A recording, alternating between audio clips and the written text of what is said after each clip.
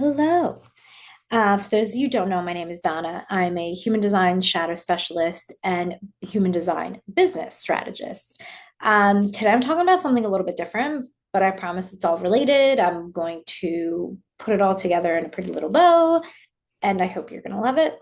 I want to talk about manifestation. And I know that everyone and their mom talks about manifestation, but I'm a huge believer in understanding we are doing instead of just kind of like regurgitating and hoping for the best. I think we need to get our mind on board as an ally, and the mind loves to understand. It loves to know the how and to get into the details. And for me, I've read probably a gazillion books on manifestation, but it's the way that like one person says it or the way that I begin to understand it from a quantum physics perspective that I'm like, oh my yes, like this makes so much sense. And once my mind gets on board, I find it easier to surrender, to just lean in, to just let things happen. And then I notice that my processes, the things that I do, make more sense and are therefore more powerful.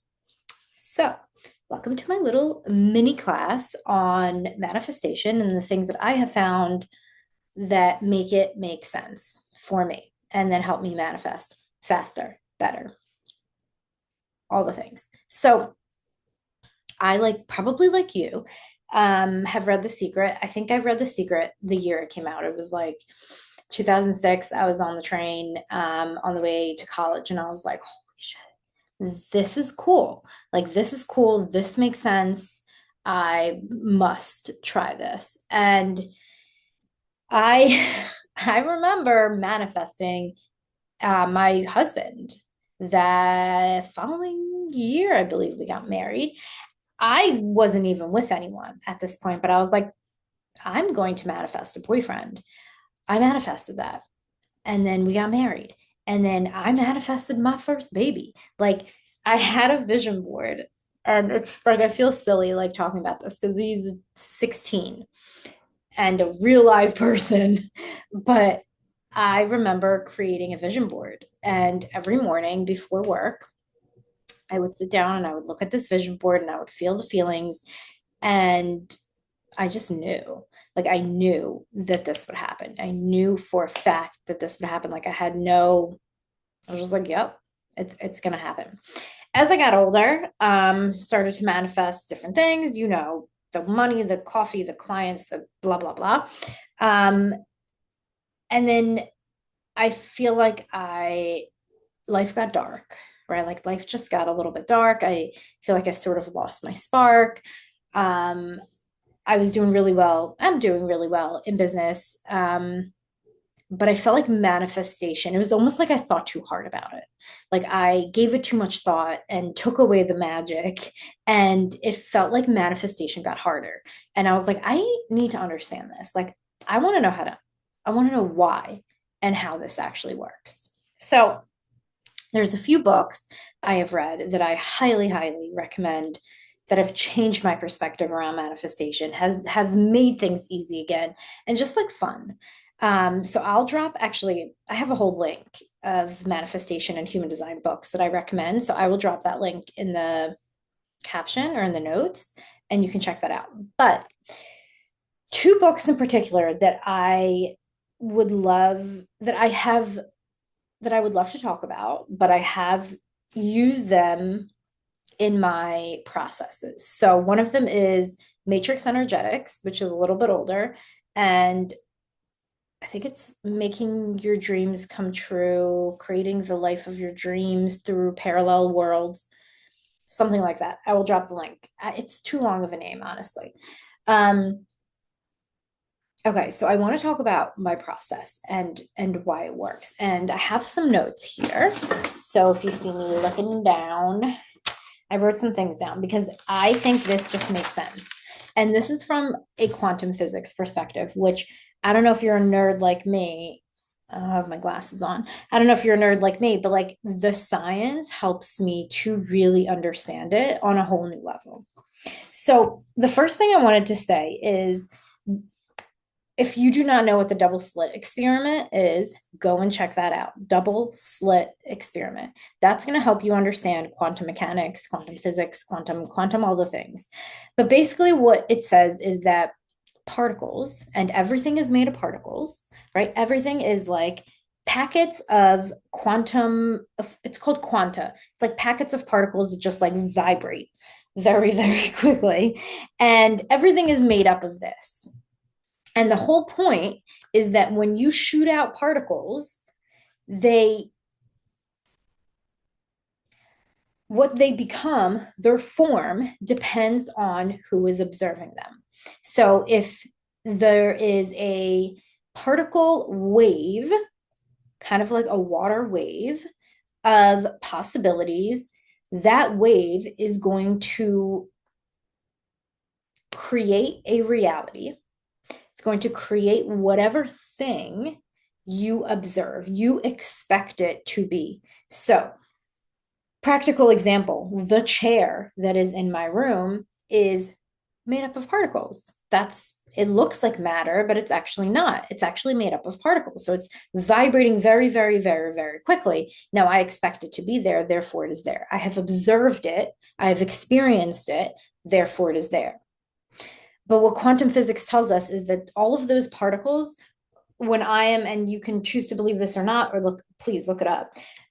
When I am not in the room observing my chair, those particles are vibrating into something else somewhere else. And that other place is known as a parallel world, essentially. So you can look at that as a parallel reality. You can look at that as a parallel world, as, just a different reality. The book Parallel Worlds, Creating Your Dreams, Life by Parallel Worlds, whatever, talks about it as being a parallel world. And what he says is that anytime we observe a particle, we collapse the wave, right? All of the particles that make the wave, whenever we collapse that by observing or having an expectation or experiencing it, we're actually creating a parallel world. So every decision, every thought, every emotion that you choose creates a parallel world. I love that. I don't know why, but that just like blew my mind. So let me read you this quote.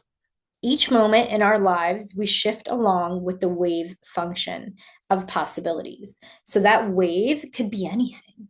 Once we collapse it, it can collapse into anything. And when I say collapse, I mean once we observe it and expect it to be something, those particles they're shaken so fast, they become matter, what we want it to be. So each moment in our lives, we shift along with the wave function of possibilities. And then as we become aware and break the flow of experience, we collapse the wave function and our reality becomes clear. At your point of awareness, your world splits. Okay. At our point of awareness, our worlds split, which means, and the sun just came out. This is so perfect. What this means is that as soon as you become aware that you're observing or aware of this thought or aware of this decision or aware of this emotion, you've collapsed the wave. You've turned it into reality. You've turned it into a parallel world, into a world, into your world, into your reality. So as soon as you become aware of your emotion, oh my God, I'm feeling sad. Oh my God, I'm so happy. Or you just feel happy. You've successfully collapsed the wave into reality of happy, into the reality of being happy. I just love this stuff. It just makes so much sense to me. Okay. So the exact location of the particle, whether we observe it or measure it or experience it, is determined by probability. So the particle may be in the location where it is most expected to be, or theoretically, it can be at any place in the physical universe, including in another world, in another dimension, if you will. So the exact location of the particle, where it is going to be observed by you, by your awareness, experienced by you, is going to depend on probability. So, how do we increase the probability that the wave is observed in a place that is positive, that is deemed positive by us, right? Because we give things meaning. It's by expectation. It's by having the expectation that good things will happen. It's by changing the way that we think and the things that we do, the way that we behave and the things that we say and the way that we feel. The more you create, like, let's say you want to create something, you want to bring in love, okay? Like, such a good example. If you want to call in great love, the more that you experience love, the more that you are training your brain to find love, to think about love, to be love, to experience love. You are creating a whole other dimension of love. Now, what happens simultaneously is that our subconscious mind, that is responsible for 95% of the things that we do, think, have, be, experience, and also identify with, is going to be alert to love. If you consciously focus on love, on being love, on feeling in love, on knowing love is here, on knowing love is coming, on all things love, you those neural pathways are going to be cemented in love. And therefore, the subconscious mind, we teach the subconscious mind. Therefore, the subconscious mind is going to say, okay, now, out of the gazillion bits of information that I take in, that I have been filtering to you, all things hate, because you're unlovable, right? That's what you believed. But now that you're reteaching me, we are love, we love love, I'm only going to filter to you the trillion bits of information, the 5 to 10 that are all about love. Do you understand what I'm saying? So, everything is available to us. Love and hate is both available to us. Every reality is available because energy cannot be created or destroyed. If someone has measured it, experienced it, observed it, remember our particles, then it exists. And I promise you, everything exists. Just your mere thought of it is an observation of it, right? Your mere thought of it. Therefore, it must exist in a parallel reality. Now, your subconscious mind has filtered that out because it's not important. The subconscious mind only gives you into your conscious mind to process the things that it thinks are important. And what does it think is important is based on your neural pathways.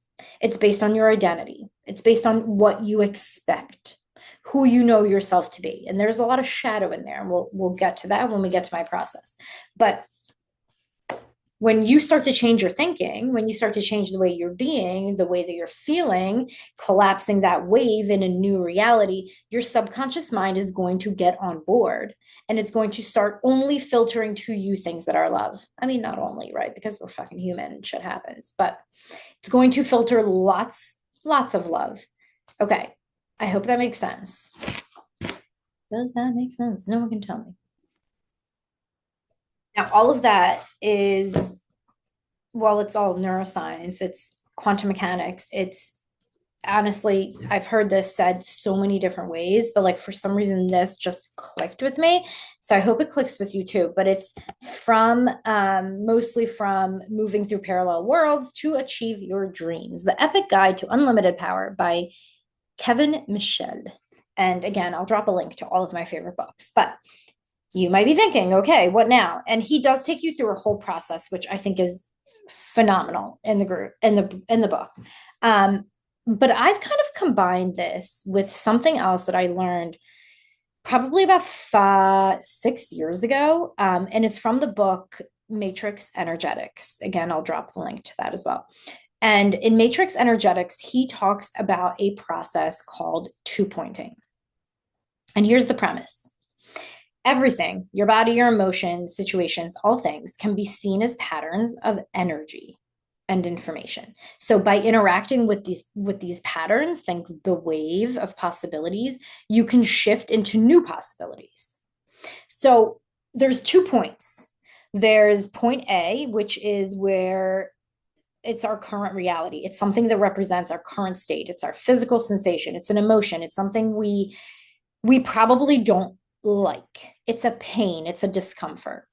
And then there's a point of awareness B, which is another spot. It's nearby.